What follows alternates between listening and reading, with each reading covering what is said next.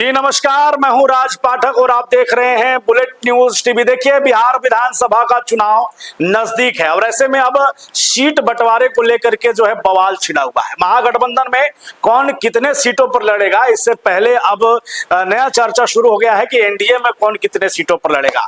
ताजा जो जानकारी सामने आई है उसमें साफ एक संकेत देने की कोशिश की गई है कि जदयू जो है, बीजेपी जो है वो पैरेलल चुनाव लड़ेंगे, यानी कि सीटों का जो बंटवारा होगा वही 2020 पैटर्न पे चलेगा। लेकिन अब जो बवाल खड़ा हुआ है वो बवाल है खुद चिराग पासवान।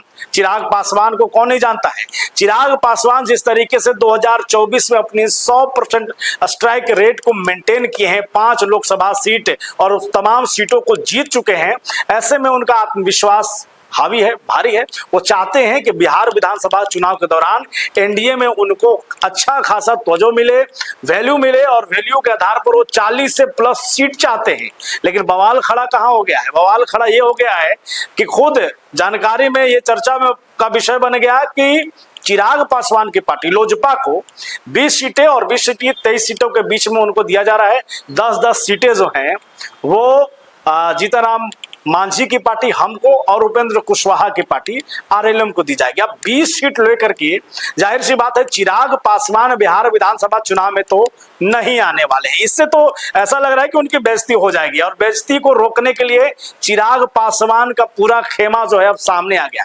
खुल करके कह रहा है कि देखिए, ऐसा चलने वाला नहीं है। अगर आप ये सोच रहे हैं कि आप ले लेंगे 103 सीट, आप ले लेंगे 100 सीट और हम लोगों को 20 और 10 दे देंगे तो नहीं चलेगा। चिराग पासवान का एनडीए में क्या वैल्यू है, बस आपको ये बताएंगे। उसके बाद अपनी राय आप कमेंट में दीजिएगा कि चिराग पासवान से पंगा लेना क्या इस वक्त बीजेपी और जदयू के लिए जो है वो आसान काम होगा। लेकिन सबसे पहले चिराग का वैल्यू क्या है, क्यों पार्टी के लिए, एनडीए के लिए वो महत्वपूर्ण है, इस पर चर्चा करेंगे। लेकिन इससे पहले आपको एक बात बता दें, चिराग पासवान के बहनोई और जमुई के सांसद अरुण भारती ने साफ संकेत दिया है। उन्होंने कहा है कि देखिए, जो सीटों को लेकर के सामने बातें आ रही हैं कि ये 103 सीटों पर लड़ेंगे, ये 100 सीटों पर और लोजपा 20 सीटों पर, ऐसी अभी तक कोई चर्चा है ही नहीं। लेकिन अगर ऐसी चर्चा बनेगी तो हम कितने सीटों पर लड़ेंगे ये आप जान लीजिए। देखिए, उन्होंने एक साफ तौर पर कहा है कि 2015 में एनडीए की तरफ से हमने चुनाव लड़ा था और उस समय हमें जो है 43 सीटें मिली थी। 2020 में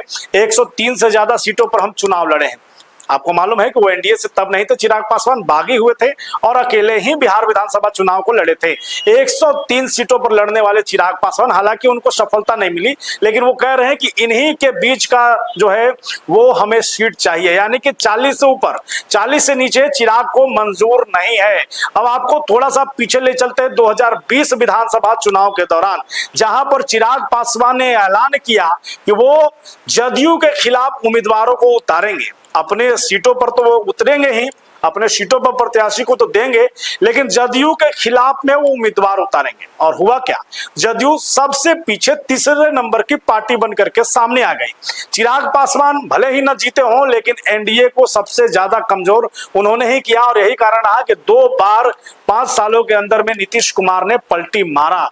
कभी वो महागठबंधन में गए तो कभी वो आपको एनडीए के साथ रहे। अब ऐसे में सवाल यह है कि 2025 विधानसभा का चुनाव, जहां पर 2024 में 5 लोकसभा सांसदों के साथ सरकार में, केंद्र में खास करके मंत्री बने चिराग पासवान से, इस वक्त क्या नीतीश कुमार पंगा ले सकते हैं? अगर वो 2020 का बदला लेना भी चाहें तो क्या वो इस स्थिति में हैं कि चिराग को नाराज करके वो चुनाव मैदान में उतर जाए? क्योंकि चिराग पासवान के लिए कई दरवाजे खुले हैं। देखिए, वो ये जरूर कहते हैं कि वो पीएम मोदी के हनुमान है, लेकिन सवाल यह है कि बिहार की जब बात आएगी, उन्होंने साफ कहा है बिहार फर्स्ट, बिहारी फर्स्ट, और वो बिहार में चुनाव लड़ने का ऐलान भी कर रहे हैं। अब ऐसे में जमीन तलाशने वाले चिराग पासवान अपनी पार्टी को बिहार के विधानसभा में स्थापित करना चाह रहे हैं। जो चिराग पासवान, वो क्या इतना रिस्क लेंगे कि वो खुद दिल्ली में रहे और उनकी पार्टी को कम सीट मिले? जी नहीं, बिल्कुल चिराग पासवान आना चाहते हैं विधानसभा में और वो साफ संकेत है।